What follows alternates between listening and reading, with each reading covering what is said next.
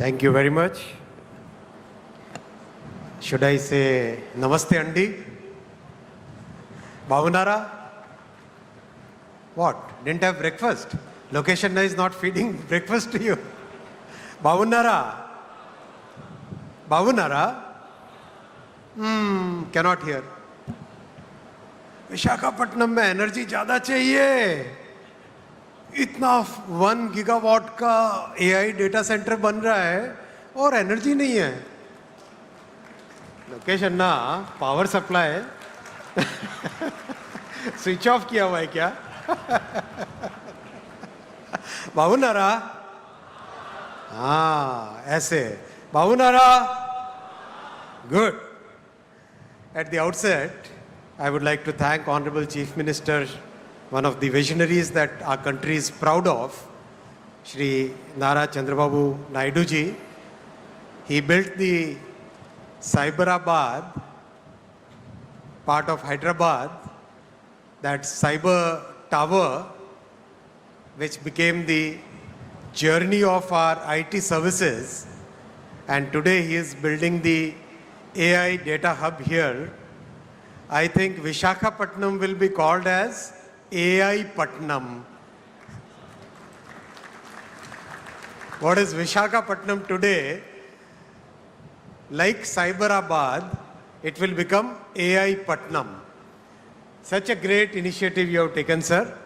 Congratulations to you and salute to your vision and salute to the vision of our Prime Minister, Shri Narendra Modi ji, who thought so big that when the entire world is moving towards a totally new cycle of technology, he said we should take the lead in this technology, because in the past we missed out many cycles as a country and as a civilization, but now we should not miss out on any cycle of technology.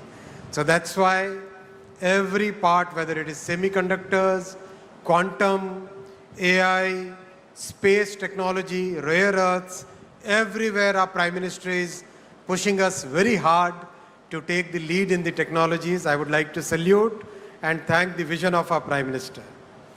I would also like to thank my brother Nara Lokesh ji. His energy and his drive is indeed a phenomenon among the young leaders in our country. The way he pushes everything and the way he finds solutions, that's more important. It's easy to push, but it's difficult to find solutions. And that's where Lokesh Anna, as I call him, is the real good example for all the young leaders. My brother Ramon Naidu Garu, we are always together in the cabinet, very articulate, visionary, and very, very rapidly, he is a very decisive person. Brother Pemasani Chandrasekhar, again, very articulate person. In the parliament, we always talk that both the TDP ministers are very articulate. They speak very well and they also work very well. That's important. I'll also like to thank Shri Bhupati Raju Srinivas Verma ji, the Honorable MOS for Steel. Thanks to Mrs. Laura Williams, US Consul General, all the Honorable Ministers from the Government of Andhra Pradesh, Honorable MPs, Honorable MLAs, industry captains. I'm not taking individual names. Please pardon me for that. Friends, it's indeed a very, very important, significant start that we are doing. What's significant is the very short time frame in which everything has come to this stage today. Within such a short time frame, I still recall that selfie that we took. Sir, you, Honorable Finance Minister, all of us were there. And today we are doing the foundation stone here. And within very short time frame, we'll request our Honorable Prime Minister to come to the inauguration ceremony of this AI Data Hub.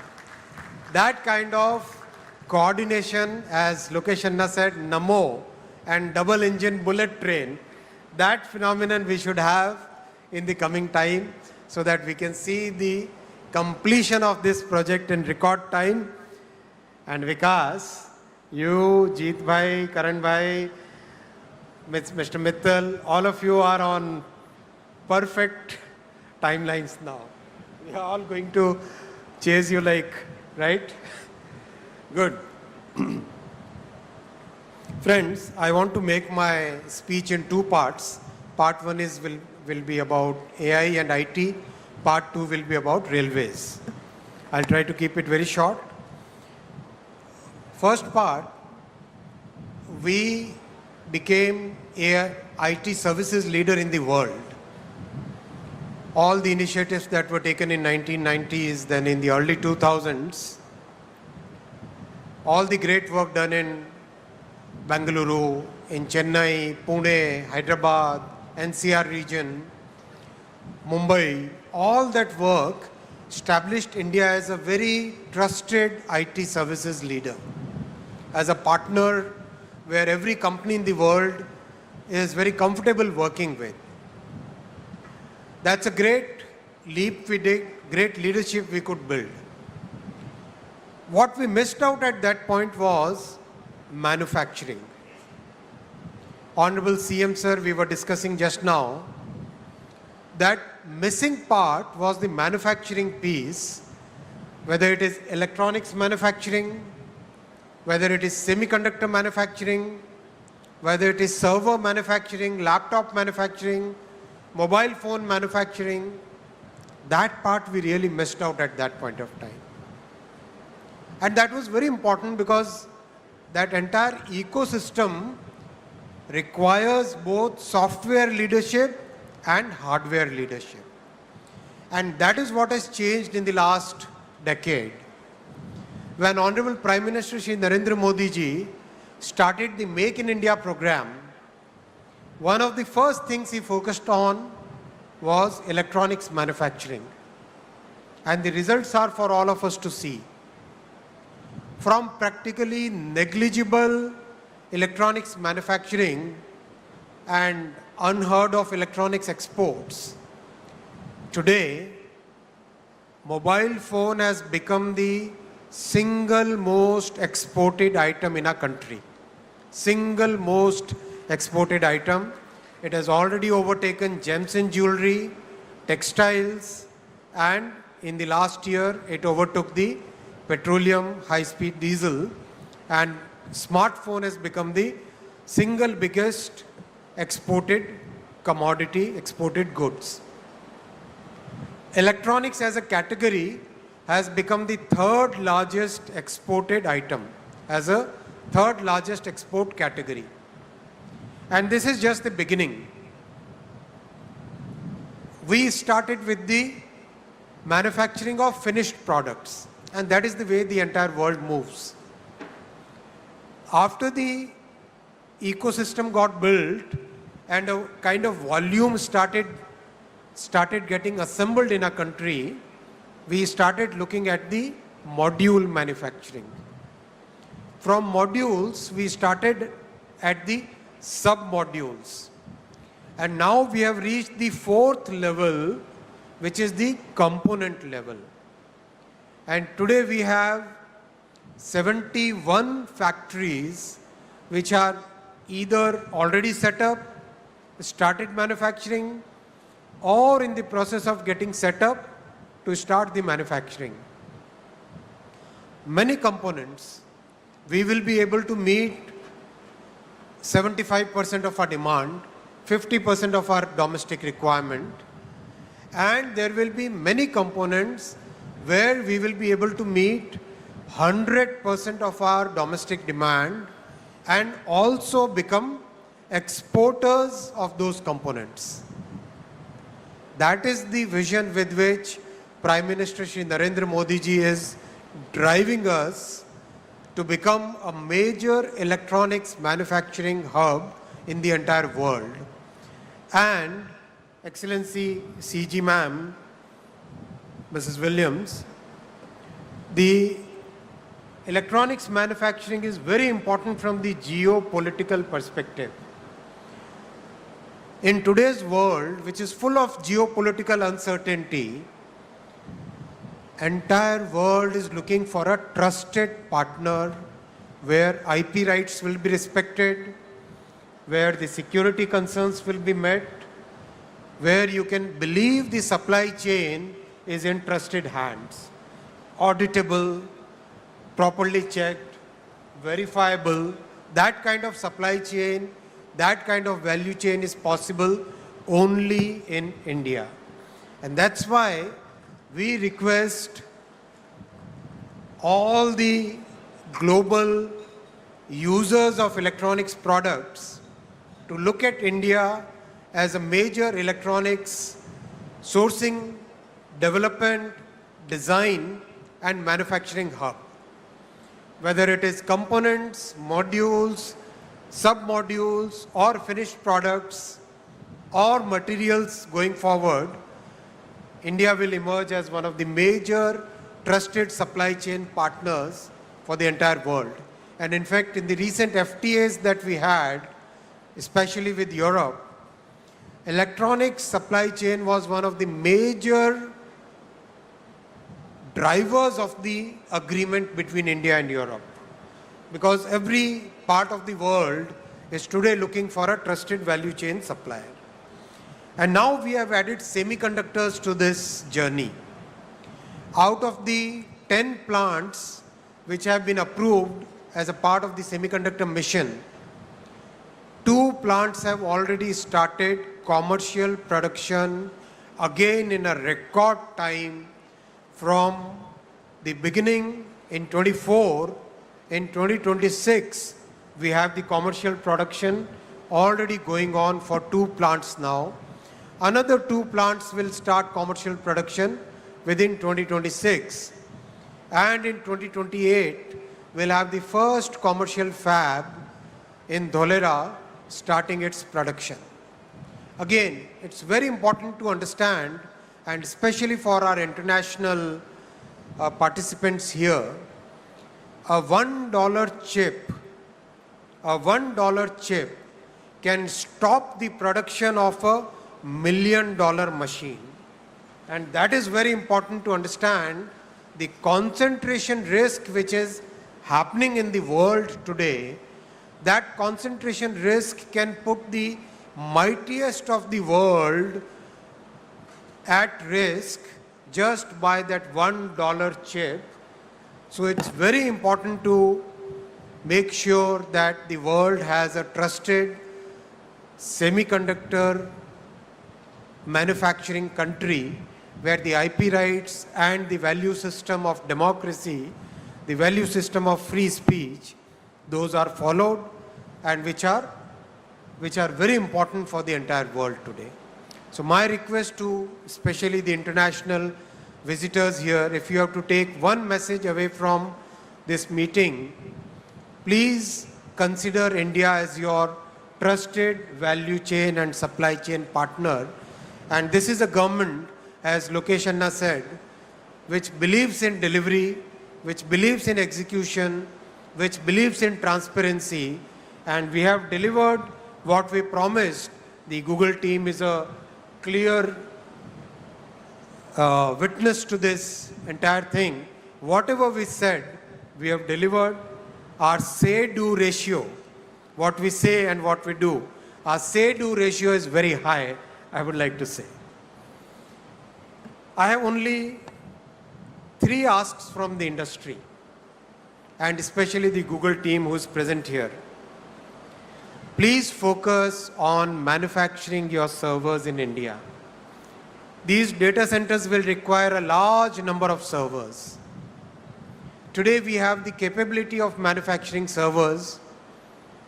Many large companies, they are already manufacturing their servers here in India. I know of at least 5 companies which manufacture absolutely high quality, comparable to any other country in the world, where the quality of manufacturing is following the 6 Sigma practices, the 5S practices, absolutely high on quality and very competitive on price, and very high on integrity in your value chain. So please consider, because please take my message to Sundar, please consider manufacturing your servers in India. I know manufacturing GPUs is still a bit away, but we can do at least the OSAT work in India. So think of OSAT of your GPU and other memory chips in India. That will indeed be a great service, and that will help you in reducing your overall cost.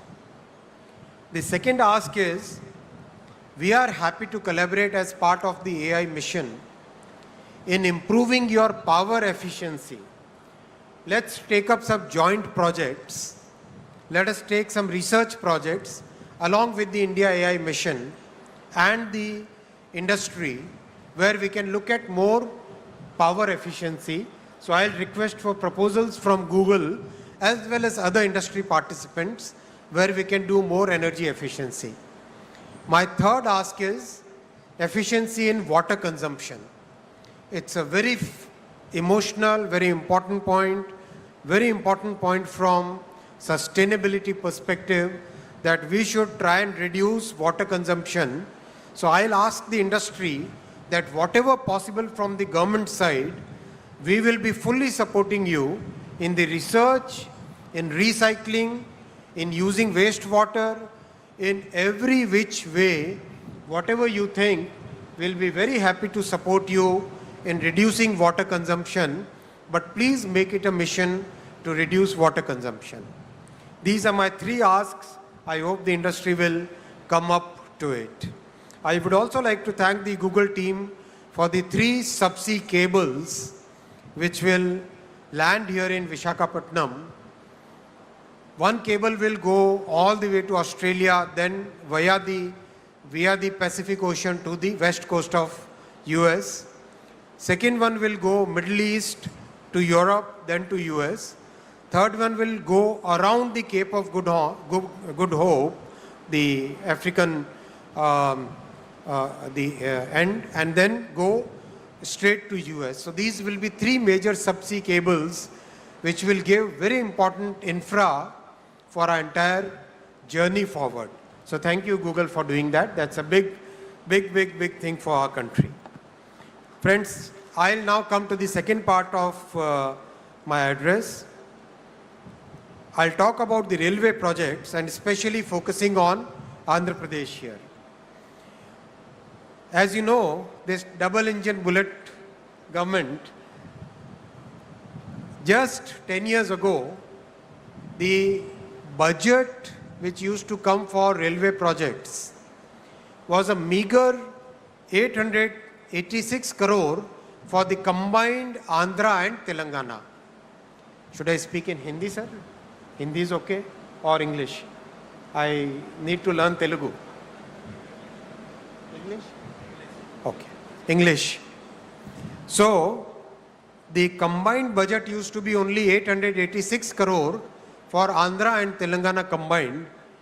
And today, because of this double-engine bullet Sarkar, the budget that our Honorable Prime Minister Shri Narendra Modi ji is giving for Andhra Pradesh alone is 10,134 crore.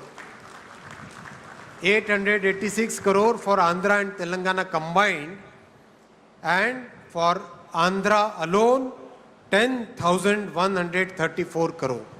That is the change which has happened. As Honorable Chief Minister says, our Prime Minister believes in win-win for all. Every state should win. Sabka saath, sabka vikas. Everybody should prosper. And that is the vision with which he is working. And that's why such a good budgetary allocation is there for Andhra Pradesh. Today, Andhra Pradesh has 1,06,000 crore worth of railway projects in Andhra Pradesh. 1 lakh crore rupees worth railway projects which are connecting Andhra Pradesh. Unthinkable in the past. Unbelievable in the past. That is what Modi ji has delivered today, and I would like to thank Honorable Shri Chandrababu Naidu ji for providing that support where we are able to deliver those projects on ground for the people. We are reconstructing fully Navanirman 74 stations in Andhra Pradesh. I can read out the entire list. but I'll publish it. 74 stations we are reconstructing. In the history of our country, nobody ever thought of reconstructing old stations. Only our Prime Minister Shri Narendra Modi ji took up this huge work and delivering it on ground. In Andhra Pradesh alone, 832 flyovers and underpasses have been already constructed and 299 are under construction. 1,759 kilometer track already constructed, more than the network of many countries already constructed, and 3,300 kilometer under construction. And Andhra is 100% electrified. Remember those days when 100-kilometer electrification and people would get standing ovation for the railway ministers and for governments and MPs. Our Modi ji has given 100% electrification to Andhra Pradesh.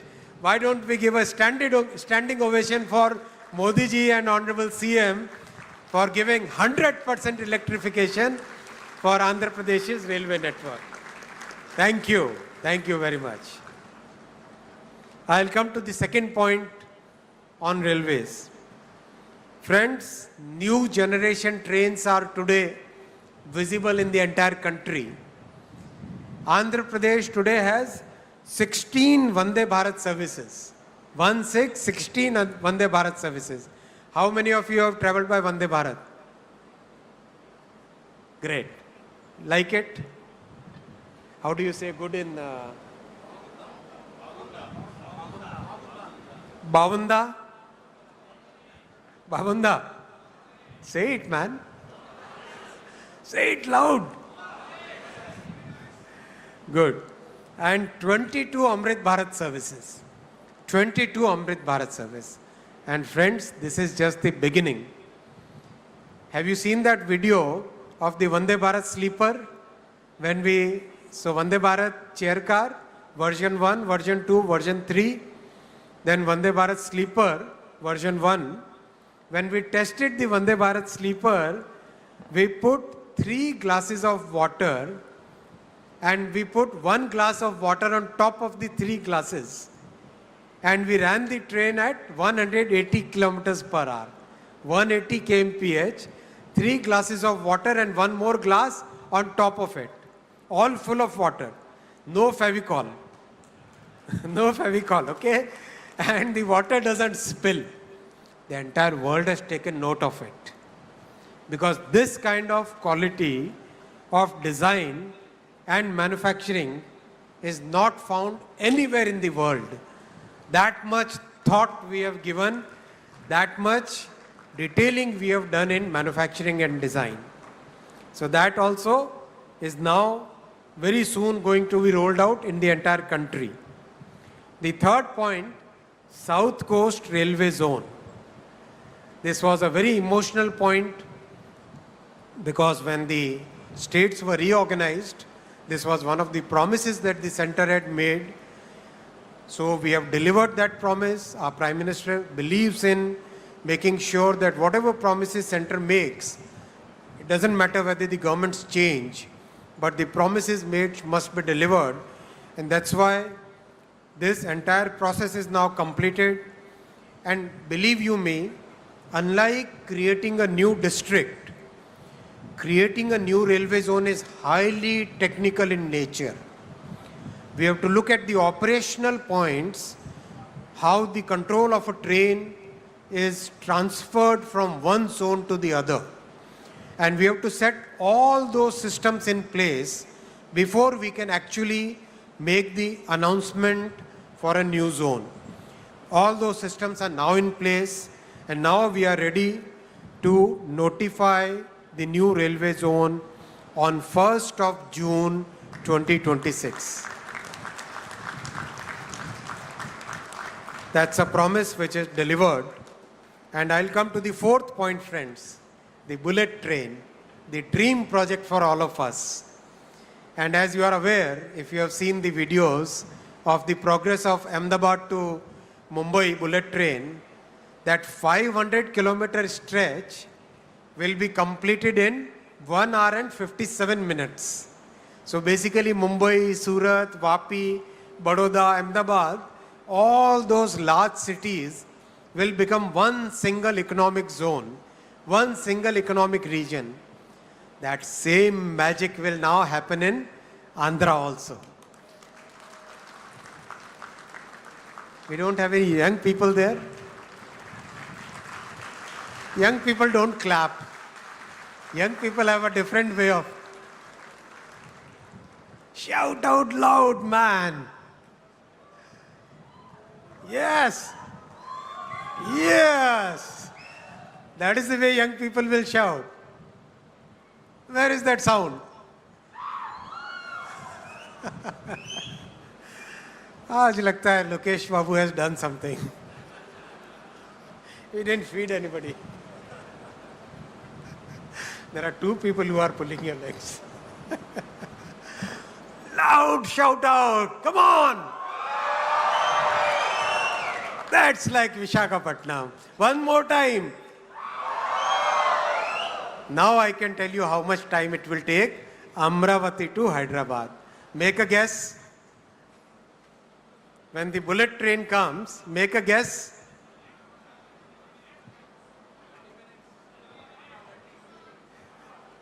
No chance to people sitting here.